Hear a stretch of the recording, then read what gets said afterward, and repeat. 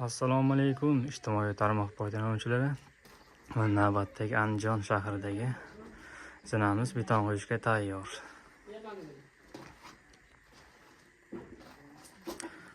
Onamiz 270 ga 3 metr, stufenkalari 16 ga 30 santimetrdan gullarga berganmiz. 12 li begovat armatura.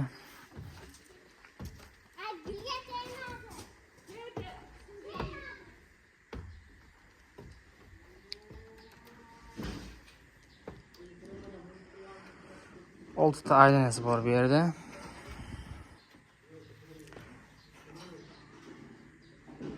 Bu yoqqa 7 ta primoy.